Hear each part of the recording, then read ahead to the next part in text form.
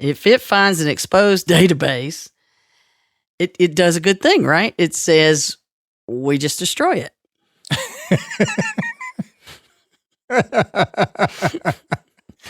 I don't know why they thought that was a good idea. I guess, in one case you could say, all right, we got rid of the exposure. It's no longer exposed. Yeah. You just, I guess you don't worry about having to, protect the CIA of the PHI. If there is no PHI. You're listening to the Help Me with HIPAA podcast, where HIPAA and humor collide to make learning fun. Your delightful hosts are Donna Grindle and David Sims. Relax. HIPAA help is on the way.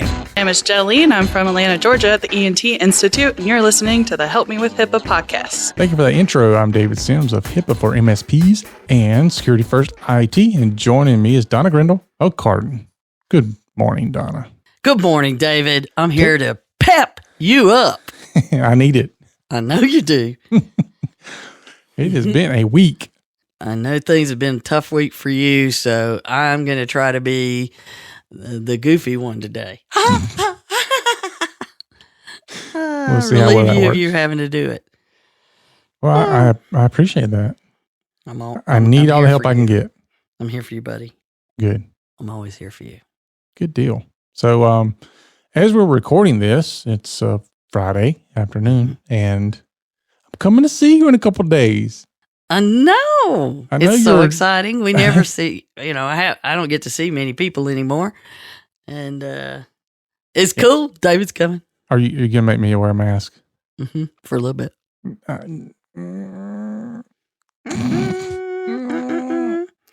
You check my temperature when I walk in?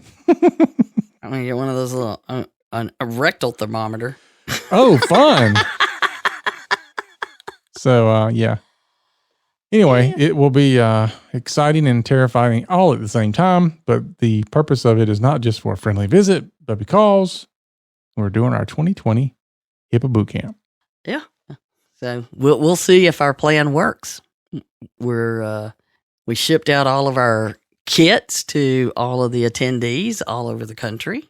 Mm-hmm. And that was a fun process. Our living room became the shipping room. And there's some fun little things that we're doing. We're going to see how it works. And we're looking forward to getting some feedback that either says, screw this, don't try it again. Or, hey, if you did this and this, it'd be even better. So we'll see. Yeah. Which is good because we already got somebody sending in, when's the next boot camp and what's it going to cost? Mm-hmm. It always happens. Like every time we have usually it's like in the middle of the boot camp. Like while it's going on, we'll have somebody go, when can I sign up for the next one? I'm like, I don't know yet. We got to get through this one. Yeah.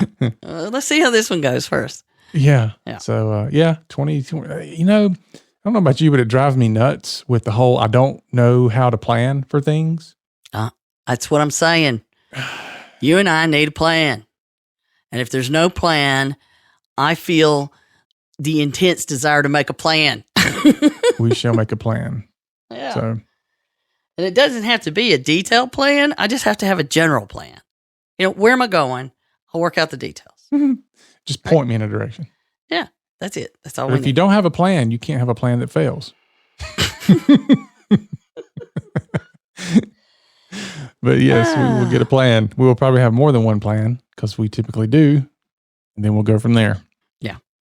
So we're going to see, and we'll report back on how it went. Yeah. I don't know if it'll be the next episode, depending on when we record, but yeah, next week or two you'll hear. So off we go. So just listen to all of them, and eventually you'll hear it. All right. So shout out to our donors. Thanks a lot. Still see the funds coming in, liking it, loving it. So if you want to help support this podcast, you can do so. You can head on over to our website, and there's a place there where you can donate. Yeah, and, let's just say we're not looking for $100. No. $1 or $2. Buy us a coffee. I need $1. Yep. So, most people do like $5 a month, $10 a month. So, just something like that. So basically, you're paying about $1 or so an episode. Yeah. So not too bad for security awareness training and all the information we provide. So subject matter experts and all. Yeah. And for some of you email in questions that are answered on the air and doesn't cost you anything for the consulting time. I know, right? It's free. Yep. To an extent. Yeah. All right. So we do have one of those. How would you say would the topic for the day would be? Like, smorgasbord? Look, I was trying to come up with it and I encountered way too many things. Yeah. So this is one of those episodes where it's like, okay, we can't really narrow it down to one specific thing. We just have some things we need to get out there. Yeah. And they're not all related specifically to a single topic. They are, but they're not. They're all related to stuff that we kind of expected was going to start happening. Mm-hmm. And it started happening, but there's some surprising things in what started happening. So that's why, it's like we're going to report where we are. All right. So the tentative title for today's episode is We Told You So. Yeah, I've been trying to figure one out. Here comes trouble. That's what we said. So I don't know what it'll be. Yeah. All right. So we'll dive into that after a word from our sponsor, and then we'll get into the news segment of the show as well. Mm-hmm. Hang in here. Cybercrime is a multi-billion-dollar industry and growing. How confident are you that your computer network can withstand a cyber attack? Can you afford to take the chance that what you have today will protect you? Call us and find out if the cybersecurity in your business is something you should be concerned about, or if you can rest easy knowing your business is protected.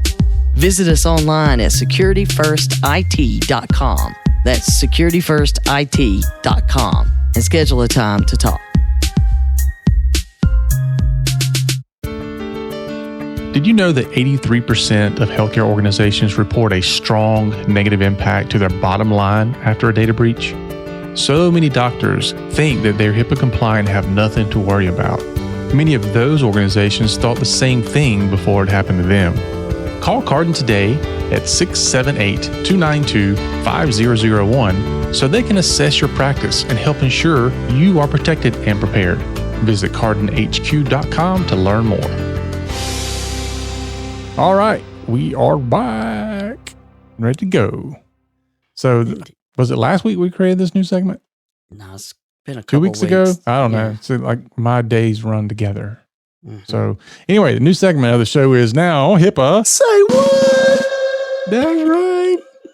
Because there's some crazy mess we get either in our inbox or we hear about it, or even sometimes we're involved in it. I know, right? So before we get to the one that Donna has on the list here, and I'll let her do that one, I did have a conversation this week with somebody that, let's just say they're in healthcare. I won't go any deeper than that. Uh-oh. And so we're having this conversation about what they want to do, and they're telling me we're opening up a new office and we need some technology and blah, blah, blah. And we're going to have our software company do our IT work. And of course, for those people who are in IT, they're all laughing right now, right? Because that's like having, you wouldn't call and say, I'm going to call my IT support company and have them develop software for me. All right. Unless that's like part of their services. And then I'm not a real big fan. Yeah. I mean, these things are very specialized. Like when somebody's a software developer, that's pretty specialized. Today, it's way so that. Right. So you need to be very good at that, I think. And yeah, you can have some cursory information about the other stuff, but again, wouldn't trust one way or the other. So anyway, when I hear that, I'm already like, oh gosh, here we go.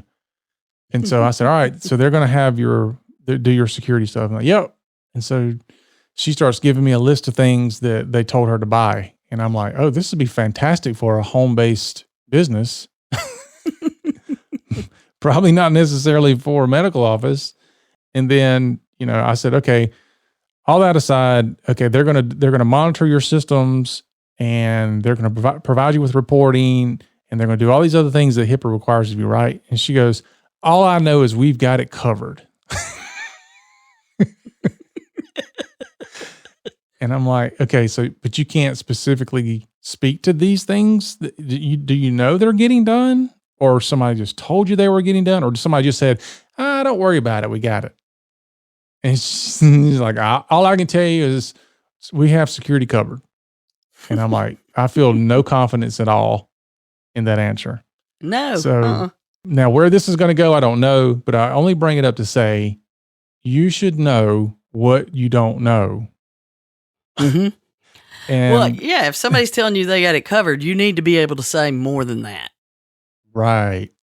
Yeah, because if you don't know what you have covered, then you need to know what they're going to cover so that you know what you don't know. Because I am certain they are not going to cover everything.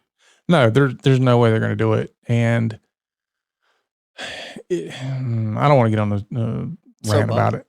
Yeah, I'll get on a whole soapbox about the whole thing. But it's, the problem is there's too many of these people out there that are providing these very, very, very, very basic services, but they're not explaining how these things fit into the bigger picture. Like, this is okay for now, but you really need to be doing X, Y, and Z. They don't do that. They make it sound like this is all you need. You're good to go. Anything more than this is too much.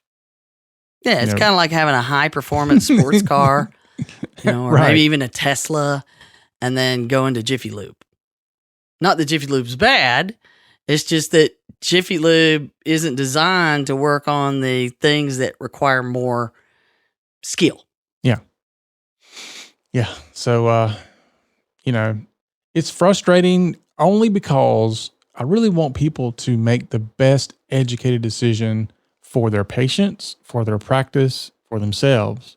So it's frustrating when they don't want to know these things. They just take somebody's word for it. Oh, we buy the software from them. We've had it from them for years. That does not mean they're looking out for your best interest, nor does it mean they're providing the level of service for everything that you need.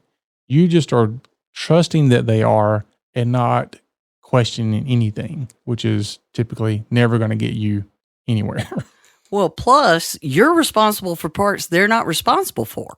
Which is exactly what I said to her. I was like, at the end of the day, if something happens, I'm not responsible for it, and neither is a software company. So whether you take my advice or you don't, honestly, you're the one on the hook. You've got to justify why you either did it or you didn't do it, not me.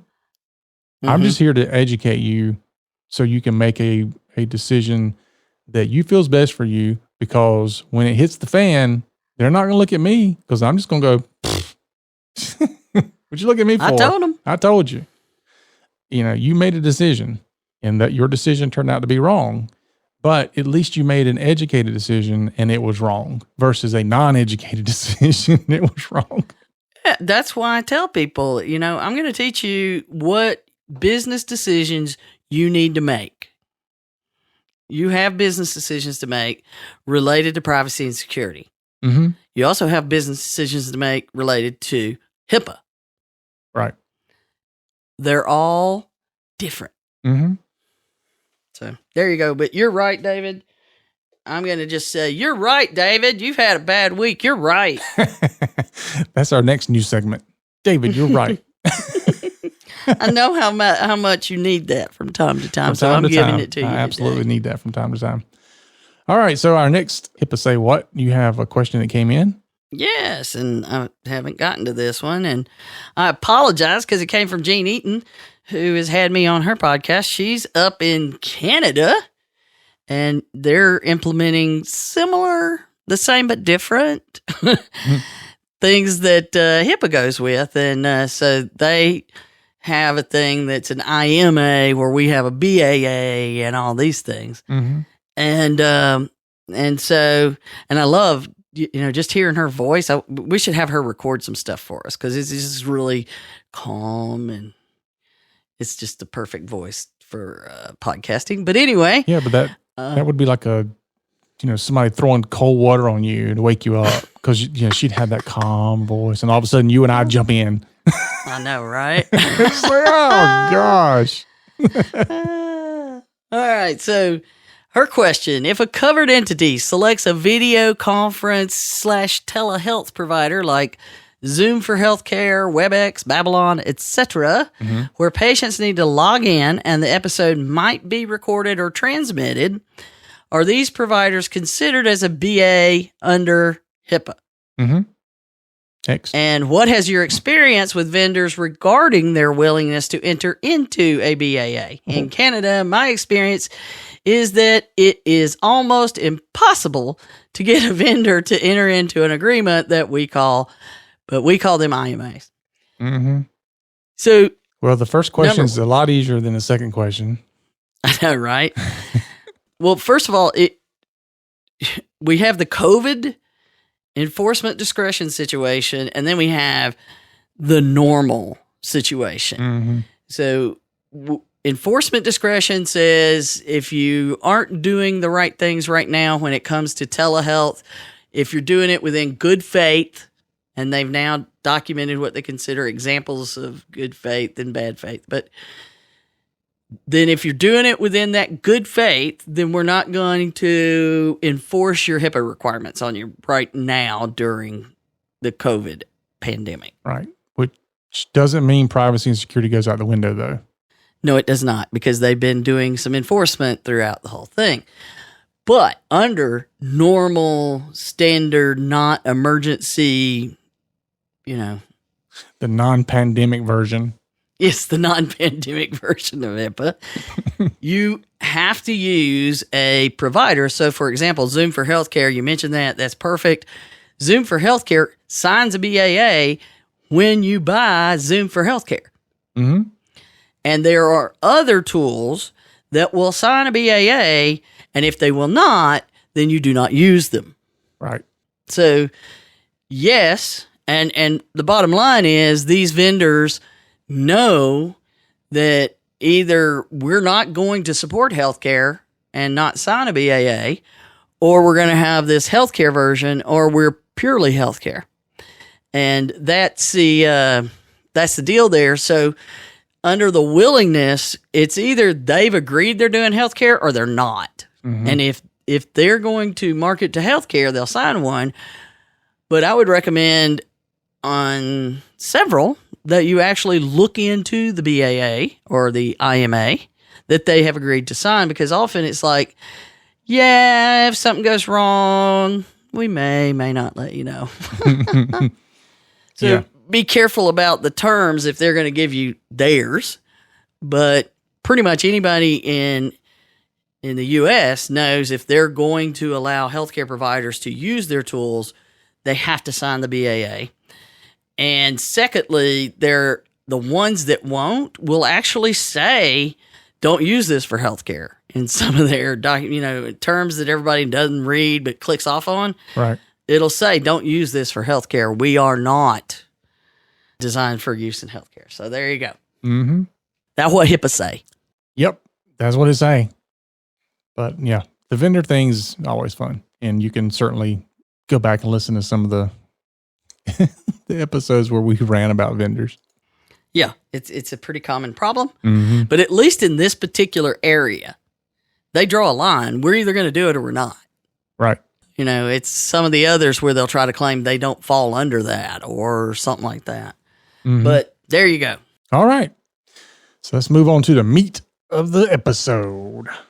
So I know when you're trying to work out the topics and the episodes, and there's always a bunch of other stuff floating around, and you probably have 1,000 tabs opened up. Then, but I always love it when we get something from OCR, and because they know we need content and they help us out. I know they're listening. So, but we did have something coming in, and it's kind of funny because when I read it, I was like, seriously, we're still talking about this? Yeah. So the OCR alert about an FBI alert is what I love. Is that, they're doing this now, which is good because there's so many people that don't see a lot of these tech things that need to see it in healthcare. So you sign up for the security listserv and the privacy listserv, and they'll send you these things. And so hopefully the OCR alert about the FBI alert will Get it in front of more eyes. It's true. Yeah. And that subject of the email, I guess that's what you're talking about. The minute you saw it, you went, Yeah, because I was like, Windows 7 end of life. Why are we still talking about Windows 7 end of life? yeah. So, but then the last bit there, increasing potential for cyber attacks. Mm-hmm. Yeah, it's a big, long title, but network infrastructure, blah, blah, blah. The only thing you need to care about is the increasing potential for cyber attacks. Yep. And, like you, I'm like, why are we even doing this? And it seems like it was so long ago. Yes, it was BC. I know, it was January. It's like, that happened this year? It was so much easier then. Life was so much easier in January. Wasn't it, though? Yeah, I know. It's a bygone time. So, OCR, in their part of the alert that leads into the FBI alert, which still cracks me up. OCR is sharing the following update with our listserv from the FBI, warning individuals that the FBI has observed cyber criminals targeting computer network infrastructure after an operating system achieves end-of-life status. Duh. See, this falls under, that's what we said. Mm-hmm. We knew that was coming, or maybe that's the title of this episode. We knew that was coming. We knew that was going to happen. But, we went through this with Windows XP, right? Yeah. And then in the FBI alert, hold on, I know this will shock everyone. They call out healthcare entities first. No. Yes. For what? For everything. So the first little bit they share, as of May 2019, an open source report indicated 71% of Windows devices used in healthcare organizations ran an operating system that became unsupported in January 2020. Increased compromises have been observed. We've seen them. Mm-hmm. In the healthcare industry when an operating system has achieved end-of-life status. And then they point out, it's that end I'm seeing with the FBI. So just read, normally you read the first page. No, read the last sentence. The last sentence. After the Windows XP end of life on 28 April 2014, the healthcare industry saw a large increase of exposed records the following year. Mm-hmm. Okay, they're just being clear. And OCR is saying, look, healthcare, the FBI said, look, which maybe you should just send that over to the lady you were talking to earlier. Yeah. Sweet. So, my thing is, okay, let's assume that it's going to follow the same pattern, which means that we're going to start seeing a lot of problems with Windows 7 still there and getting breached in 2021. Or before, because we've got a layer of complication in 2020. The fact that it is 2020 is now a layer of complication.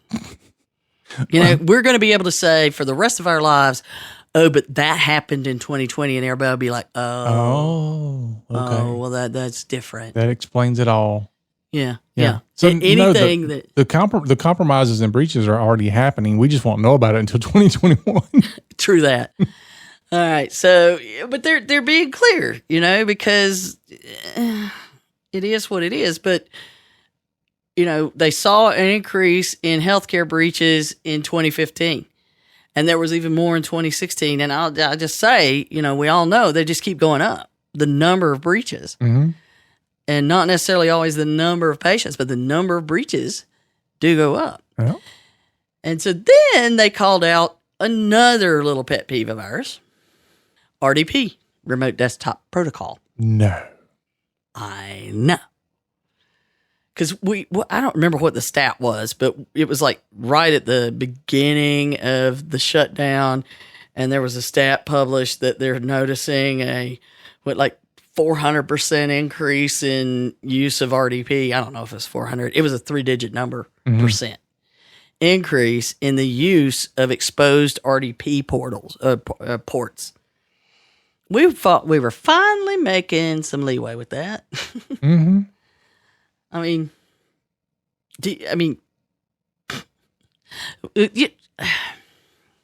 I know. Yeah. I know. And the other problem is, I think, that we're seeing is that people are going, well, you can use RDP as long as it's behind a VPN, but then the VPN is not set up properly or at all. And, It it uses password 123. Yeah. Or it's like, oh, we tried the RDP and it's working. So we assume the VPN's working. I'm like, what? Yeah, the VPN isn't even on. And, but there's a lot of that. And, to me, and this kind of goes with a story that might be relative to what you just said, is there was a doctor's office that we did a little work for, and they were getting IT support from their software company. I kid you not. This just came to my head. They were getting IT support from their software company, and we were coming in just going to install some equipment. It wasn't, we were trying not to take on that kind of work anymore already by then. And so they had a PCI scan done, right? Because they got the credit card thingies, and a PCI scan shows this port is open on their firewall. So I have easy information. I go in, I just close the port, and I say, okay, I don't know why that was open, but I closed the port. Like the next month or quarter, they say, look, this is on again. Didn't you say you closed it? And I'm like, I did. Who's doing that? We finally figure out that it's the people providing support are leaving that port open so that they can get in. So they're opening up the firewall so that they can get in. Mm-hmm. They're providing support by opening the firewall so they can get in. And the firewall is not passing the PCI scans. I'm just saying. Mm-hmm. That make you feel better? Not really. Yeah. But, I'm sure somebody was saying, hey, we got it. We got it under control. Security is under control. Yeah. They know healthcare. They write the software. Mm-hmm. They write the songs that make us all cry long. Yeah, you want to cry when you get breached. How is that possible for us to get breached? Okay, so the thing with RDP, they make a point of saying cyber criminals continue to find entry points into legacy Windows operating systems and leverage remote desktop protocol exploits. Mm-hmm. And it's not just that it's available, it's that if they get to it, it is loaded with exploits. Yep. There's so many things they can do with that if they get to it. Mm-hmm. And they released the emergency patch when Bluekeep came out in May, right? Yeah. And they say that since the end of July 2019, malicious RDP activity has increased with the development of a working commercial exploit for the Bluekeep vulnerability. Cybercriminals often use misconfigured or improperly secured RDP access controls to conduct cyber attacks. Okay, so when they say a working commercial exploit for the Bluekeep vulnerability, what do they mean, David? That means it's actually something that somebody is using. It's for sale. Mm-hmm. You could go buy it. Mm-hmm. So I could buy a tool, and they point out that they did shut down one of the marketplaces in 2019 because it flourished by compromising RDP vulnerabilities around the world. Mm-hmm. But that doesn't mean, you know what happens when they shut one down? They just pop another one up. That's right. It's a new pop-up store. Because the exploit still exists. Mm-hmm. And they're still selling the exploit. And your RDP vulnerabilities, it goes and uses those. So people think, oh, well, it's just because they can log in. It's not that. Mm-mm. They don't have to log in. They can do some other stuff up in there. Mm-hmm. So RDP, the FBI is warning about. Then they also point out WannaCry. Again, couldn't believe that was May 2017. Mm-hmm. Remember, we were in the middle of a boot camp. I do remember Everybody's that. ding, ding, ding. Everybody's looking at their alerts because there's this WannaCry was the ransomware that flew all over the world. I mean, it literally was just infecting the world in seconds in some cases. Areas would be shut down. It was like a digital COVID. Except faster. And so I know the folks that did it, they were targeting, wasn't that the one that was targeting the Ukraine or something? And then it just went like crazy everywhere. And they're like, oh, didn't know we were going to do that. Yeah. You know, that wasn't their thing. But and then the guy that stopped it, you know, went to jail. Yeah. Yeah, they finally gave up on him, bless him. But they point out that spread across the world because Windows 7 was unpatched. And they're still able to use it. It's still unpatched on devices. Yep. None of this is new. But the fact that they're seeing that traffic and feel that they should make an alert, that tells you the criminals, man, they don't care if everybody else is struggling with coronavirus. You know, this business as usual to them. Yeah. And the other thing is, you know, they don't come out with these alerts that's like, oh, you know what, this might happen. We should tell people. Yeah, this would be a good idea. Yeah. Let's tell them. Yeah, they come out with these alerts because they see it happening. And they're it's warning, actively being used. Yes, and they're warning everybody else. Like, look, this is going on. This is not hypothetical here. Well, remember at the end, I guess the end of 2018, they did like multiple releases warning managed service providers that they were under attack to spread ransomware to their clients. Oh, yeah. And most people didn't pay attention. Right. Which is why now I'm actually trying to stay on top of these so we can talk about them. Because MSPs were hit all over the place last year. This time last year, there were so many. It was scary. And so if you have these devices, right, if you have them, there are ways that you can mitigate the potential damage. There's segmentation, zero trust. There's all kinds of things that are included in the alert. We'll have a link to it that they suggest you try to do to at least make the problem less dangerous, I guess. Yeah. But they also included this statement, which I thought really says it all. That migrating to a new operating system can pose its own unique challenge, such as costs for new hardware and software and updating existing custom software. However, I added that emphasis. These challenges do not outweigh the loss of intellectual property and threats to an organization. It's like, that gets back to you. Let's make informed business decisions. You know what I'm saying, brother? So if I am making an informed business decision, that's what they're talking about. Well, I'm just not going to do it because it costs that much. The FBI, you know, you can choose not to listen to them either. So go on. Yeah. Go on with your bad self. Yeah. Just, you know, you don't have to be technical. You don't have to understand the technology. Just understand where the vulnerability is and are you going to accept it? Are you going to have something to do about it or are you not? You're going to sit back and do nothing. Exactly. You know, those are your first two questions. If I can just get past that part. Yeah. Make the decision. And that's what we start with. I want you to make the decision. When we start to work with somebody to do policies and procedures, we don't just throw templates at them. We come first and we say, I'm going to need leadership to make a decision how they want us to build these.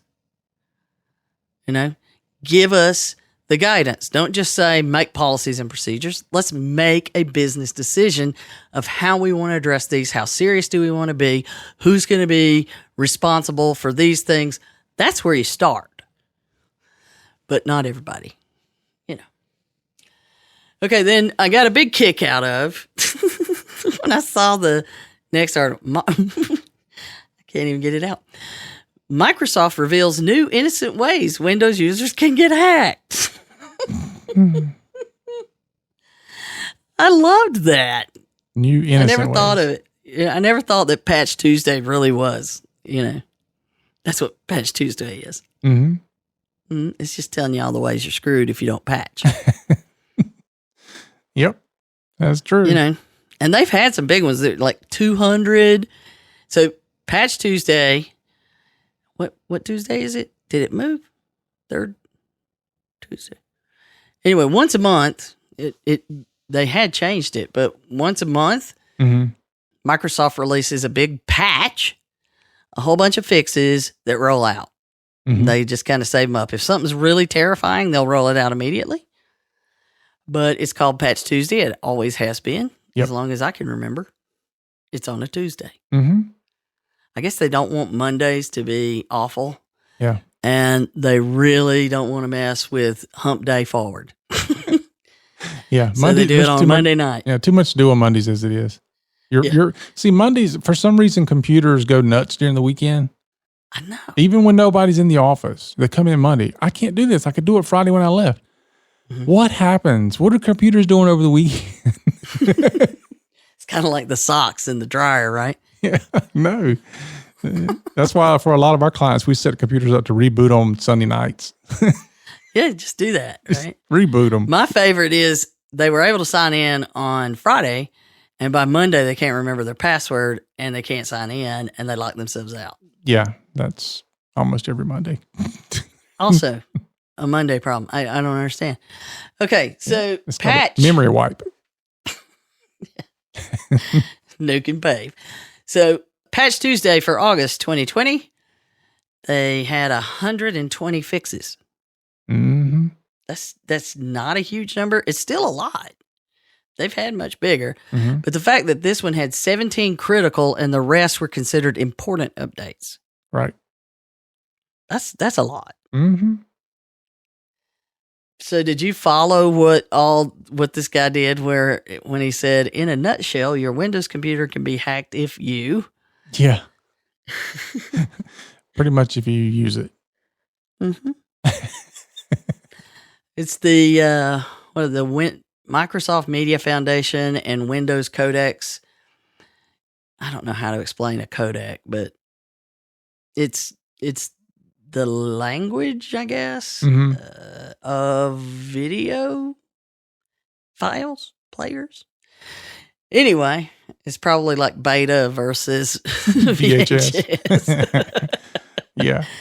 And there's just a lot of codecs we've now given up on, there's several different ones. But you could play a video, and that if it has flaws in those certain things, you can get hacked. Yep. You can use the Windows Media audio codec. So that's the language, that's the bottom layer part. Mm-hmm. And listen to audio and get hacked. Okay. Thanks to I love this quote, all-time buggy Internet Explorer, which I can't believe people still use. It's the E. Yeah. My internet is gone. What do you mean? The E is gone. I can't get rid of AOL because I need the internet. Mm-hmm. Yeah. Okay, so if you browse a website, Internet Explorer shouldn't be used anywhere. Just really shouldn't. Yeah. And it is used in healthcare, because I just got done with a project doing a site for a healthcare organization. And one of the things that the organization came back to me on was we were getting lots of calls from people who says the website doesn't render in Internet Explorer. And I'm like, What? That is not my problem. No, you need to tell those people to stop using Internet Explorer.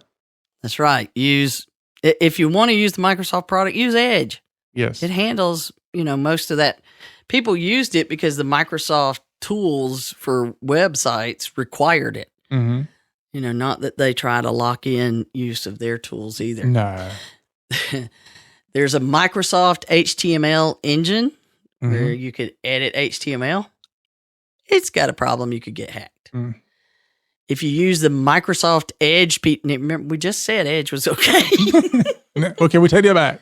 No, I'm wrong. It's a loophole in Microsoft Edge PDF Reader. If you read a PDF in there, you could get hacked. Mm-hmm. Feel like you might be a redneck. So if you receive an email and you're using Microsoft Outlook, there's a certain bug that you could get hacked. There you go. So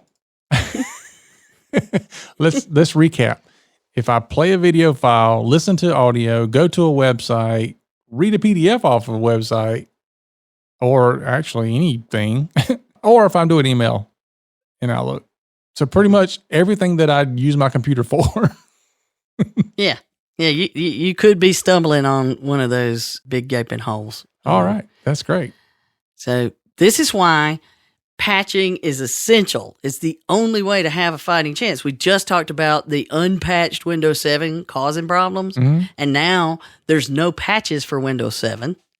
So now we get the ability that you have to patch, and those are just a handful of things that were covered. So, and then when it comes to patching, 'cause this used to frustrate me more than it does now, but people would say like, well, I've got my computer set to automatically apply patches or automatically update. It's turned on. And I'm sure you've run into this, the number of times that I have went to a computer and clicked on check for updates, and it showed me updates from 2 years ago because they never got applied. They never said, okay, apply these. They said, let me know about them. Right. And it's yeah, okay, sure. When you installed your computer and you went through the setup, you said, apply all the updates. Sure, you did it. But are you going back and checking to make sure these things are done? This is part of why having managed services providers is so critical, because they get notifications to make sure these things are done. They whitelist these things. In other words, they test to make sure they're not going to break something, which does happen. and then they make sure these things get pushed out. And if they don't apply, they get notified, and they keep trying and trying until they get through. If you're managing your own environment, or you have somebody else that's, halfway doing it, you're not doing this piece. It takes too much time and effort. Well, it's the same old story of all I know is we're covered. Yeah. So just don't assume because something is automated that it is doing the task. I've seen it in patching. I've seen it in backup plans. I've seen it in everything that people automate. You can't just push the button and say, okay, I'm done. It's going to run. Fire and forget. We're good. Yeah. You've got to go back and make sure it's still doing these things. Just because the process is automated doesn't mean the process is actually running. Well, and yeah, just because it's kind of like when you never get your transmission fluid changed. Yeah. Eventually, the car will quit working. Yeah. So speaking of having a fighting chance, then I saw these. I felt defeated when I saw these articles. Uh-oh. I mean, how they're handling it is great, but yeah, you just explain who Sands is. But this is where we start hearing arguments about, I just throw my hands up because I'm not going to do it. If it's going to happen to them, it's going to happen to me. So SANS Institute, which is the the Cybersecurity Training Institute, and they put out a ton of information and train a bunch of people on everything. Yeah, it's Cadillac cybersecurity training. Yeah, I mean it's top of the line. So these are the people that us cybersecurity people go to for the best of the best training. And as luck would have it, they got breached. Yep. Because of a phishing attack. One of the employees fell for a phishing attack. And there again, we always talk about how it's the employees, it's the people that are already inside the network that you need to be aware of what they're doing or train them or whatever. And I'm not saying they don't train them or they don't know what they're doing. I feel fairly certain they probably do. But it just goes to show that some of these phishing emails are so freaking good that they can fool these type of people. And trust me, it's happened in our organization. Not that we fell for the actual attack, but we've had people fall for the simulated attacks that we do on our own people. Right. Which is why we do the simulated attacks. Yeah. I saw one yesterday in my inbox that, I was looking at it through my phone. And of course, if I'd have clicked on it on my phone, it probably wouldn't have done anything. But still, it was a simulated attack from our own internal systems. But looking at it on my phone, it looked like it was legit. When I went back to my computer and looked at it, I was like, oh, this is obviously not legit. I know. Which there again, because my phone is not connected to my work network, it wouldn't have done anything. But how many people walk in and connect their phones to their work networks? Mm-hmm. Indeed. Anyway. And that's with this one, it wasn't like the account compromised. Mm-hmm. It got them to load an add-in that allowed them to compromise the account. So that it configured a rule in this add-in that just forwarded all the external email addresses. It just installed this thing, and it would just forward everything to that address. Mm-hmm. All email. That's it. Forward everything that comes in to this external email address, and we're going to turn that on. That, 2FA ain't going to fix that. Mm-mm. So that is a malicious Office 365 add-on, which probably involved Outlook. So there you have it. And when these folks are hit, now, and the thing is, it looks like it was like a week before they picked up on what was going on. It's probably in one of their audits that it noticed this traffic going out, Mm-hmm. It happened at the end of July, and they found it at the beginning of August, so it's hard to say.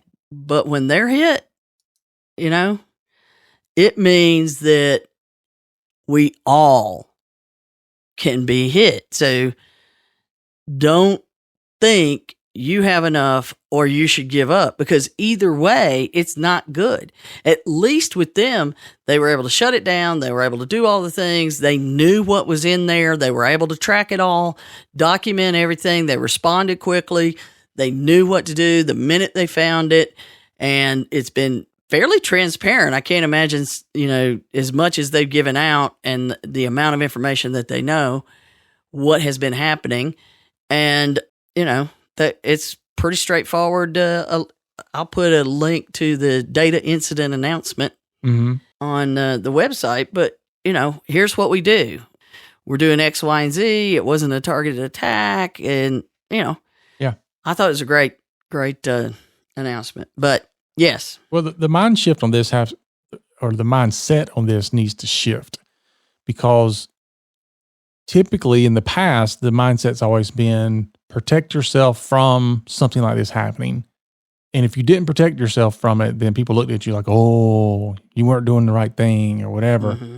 Now, what has really started to happen is we say things like, it's not a matter of if, it's a matter of when. So right. So protecting yourself is still necessary and still valuable. But what's even more valuable is understanding that when that protection fails, whether it's human protection, technology protection, but when it fails, how are you going to respond to that? Do you have things in place to then handle when that failure happens? Because it's not a matter of if, but when.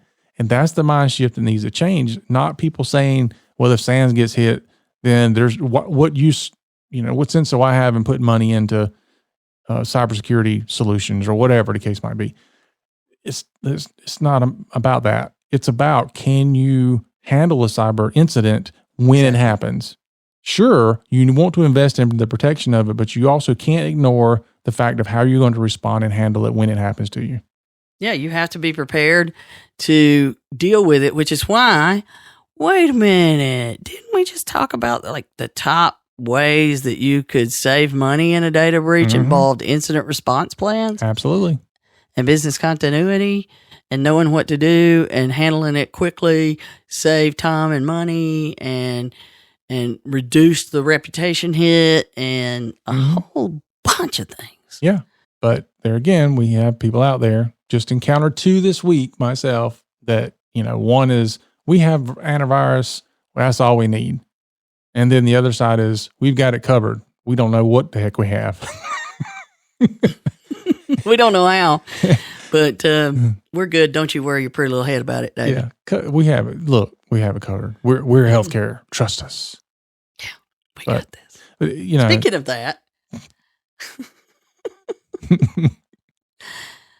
as expected, we're starting to see the damage from the shutdown. Mm-hmm. Starting to see announcements and activity and stories. And would you believe that one is in my backyard? No. I know. That is so not shocking. I know, right? But, it again has to do with a orthopedic group in Atlanta. Now, we're getting this one from databreaches.net. And because, we follow databreaches.net. They have been handling reporting on this. And, some people approve, some disapprove, but generally the information's good information, and that's what matters to me right now. Mm-hmm. Is that can I get good information to help make decisions and adjust accordingly? Well, there's apparently a data dump that has occurred on some site because, it's out there on the dark web, and it is this time Piedmont Orthopedics Ortho Atlanta has been hit, and they posted, and it was weird seeing that old text screen, wasn't it? Mm-hmm. They call them partners. That's their victims. We're now partners. You just didn't plan on me being your partner. But it's clearly broken English. They're saying, hey, we got your data, and we've seen invoices and medical research and bank documents, HR department, a long list of stuff. Then they post, I guess, the marketing statement from their website, boom, right there. Mm-hmm. But they've dumped 3.5 gig of their data in part of, I'm sure it's one of those cases where they're trying to get them to pay. Mm-hmm. The new concern about ransomware. And in that 3.5 gig of data, the information included patient information like name, date of birth, address, contact, diagnosis, surgical details, laboratory tests, cardiograms, insurance information. So according to what the report from databreaches.net says is there's pages and pages of protected health information in just the 3.5 gig. Mm-hmm.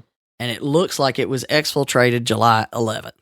Now, there's at this point been no notification that I have seen from these folks. So, anyway, good news. Yet another one to deal with. That's going to be coming down the pipe. But they're not the only ones that they've been able to see. Mm-hmm. That group, I don't even know how to say that group. The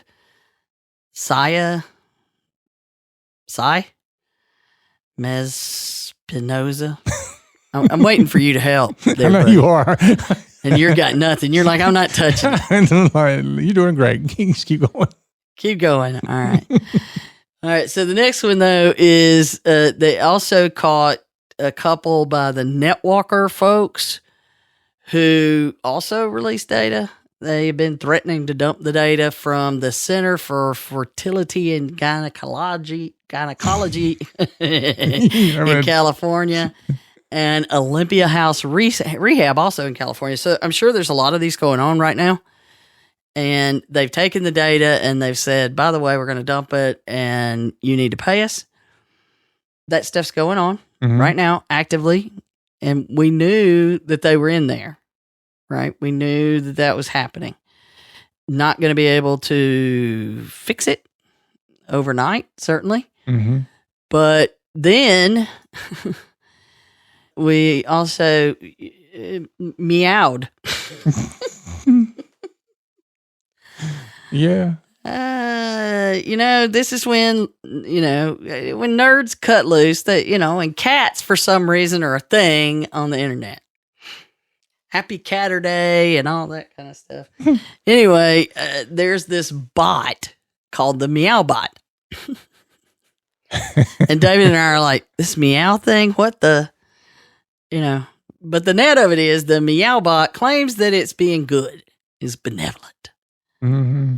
Yeah. So it goes out and it looks across the internet, and if it finds an exposed database, it does a good thing, right? It says, we just destroy it.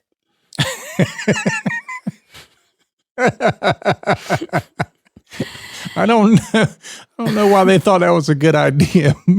I guess, in one case you could say, all right, we got rid of the exposure. It's no longer exposed. Yeah. You just, I guess you don't worry about having to, protect the CIA or the PHI. If there is no PHI. So you see these though, right? You see, it's, and you've got to figure out, I mean, these things rarely are that benevolent. They've already pulled the data and then they delete it so that no one else has it to sell. Mm-hmm. They can ask a higher price. Yeah. That is why. And it, by the way, is called Meow because when it wipes the data, it overwrites the file list with meow, meow, meow, meow, meow. Meow, meow, meow, meow, meow, meow. I was going to say they should make it sing. This is what happens when people are left with free time, but then you know what hit you. So this is happening, and when it happens to patient data, though, we've got, what is that? CIA. What is that A for? Availability. That's right. And guess what? It got hit is a software vendor this article is talking about. No, software vendors, they cover your security. Mm-hmm. Yeah. Just yeah. Anyway. See how this all loops back around? I know, right? So we're making David feel better today. So the benevolent bot, Meow. Benevolent bot. And that there's some of these botnets maybe, but that's not clean things up botnet. That's destroy things. And that's why they do it. It makes sense from their business perspective because now I've got data to sell that no one else has. Mm-hmm. So I make more money. Yep. All right. Well, we had a bunch more, but we thought maybe we could get to those and get through them. But there were just so many, I became overwhelmed. And I was having a hard time prioritizing, so we just picked some. Oh, man. There's no lack of stuff out there. None. I mean, you should be not necessarily worried. You shouldn't be worried, but you should be on top of it. You should have some part of your day or somebody in your organization's day should be making sure that you stay on top of some of these things. I agree.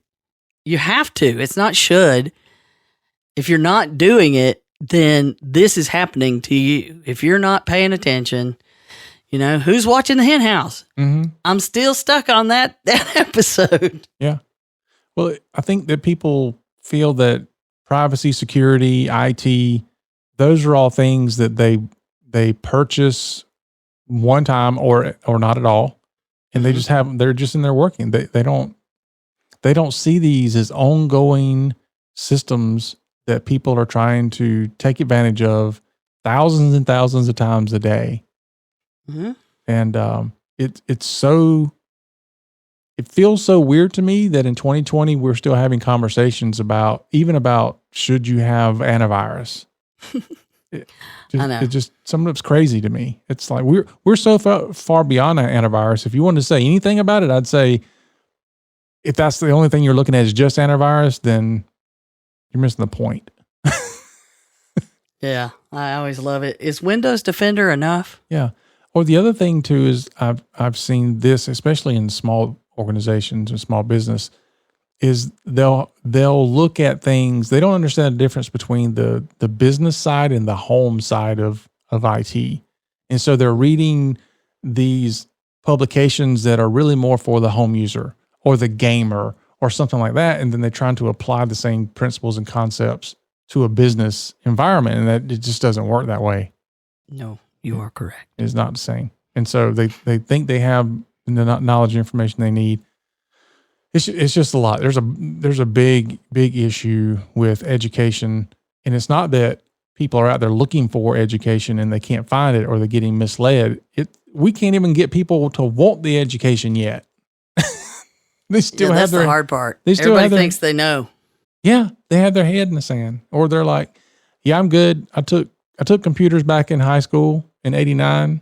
I know exactly what to do." There's no way we could be doing what we do if our information was the same information we had even 5 years ago. Yeah, they don't realize the changes, and I don't think people have to You don't necessarily need to know this is everything that's changed in 5 years. But you need to be able to say stuff like, I'm not sure exactly where we're at or what we're doing in our organization. How about you, Mr. IT guy, do an assessment and tell me? Mm-hmm. I can deal with that. But when somebody says, we've got it all covered and I'm good. So you don't even want to know, if there's gaping holes in your systems anywhere, you're just going to be like, yeah, we were good 5 years ago. We should be good now. It boggles my mind. Yeah. Because you don't do that with anything else. I don't expect my car to be that way or my house. A guy comes to my house and he's like, hey, I see a little bit of signs of termite damage. I don't go, don't worry about it. We had it looked at 5 years ago. I'm like, well, how about check the rest of the house too? Yeah. You see anything else that are problems? And let's, what are we going to do about that termite damage before it gets worse? Yeah. I take my car in somewhere and the guy changes the oil. I always say, did you see anything else that's concerning? Mm-hmm. But in IT, for some reason, that doesn't happen. Preach it, brother. It drives me crazy. And then when somebody brings it up, it's like, oh, okay, I'm not too worried about it. Which, honestly, I see people do that in their cars too. So I guess I shouldn't be shocked. Yeah. I know I need new tires. But until I start seeing sparks from the steel belts poking out of them, I ain't worried about it. All right, that's my rants for the day. Anything else you have? No, I'm going to leave it with you. You'll leave it with me. All right, I'm putting a bow on this thing. That's our show for today, folks. Remember to share it out on your favorite social media sites, if you even have any favorite social media sites anymore. Rate us on our podcasting app. Help us spread the word. And remember, for Donna and myself, HIPAA's not about compliance. Please. It's about patient care. See you in a few days, Donna. See ya. You've been listening to the Help Me with HIPAA podcast, hosted by Donna Grindle and David Sims. The show created to help you with HIPAA. For more information or to ask us a question, visit our website at helpmewithhipaa.com. Neither Donna Grindle or David Sims are attorneys, and they do not offer binding legal advice concerning regulatory compliance. The information in this podcast should not be relied upon or construed as legal advice in any way. Consult your attorney for legal advice concerning compliance with HIPAA regulations.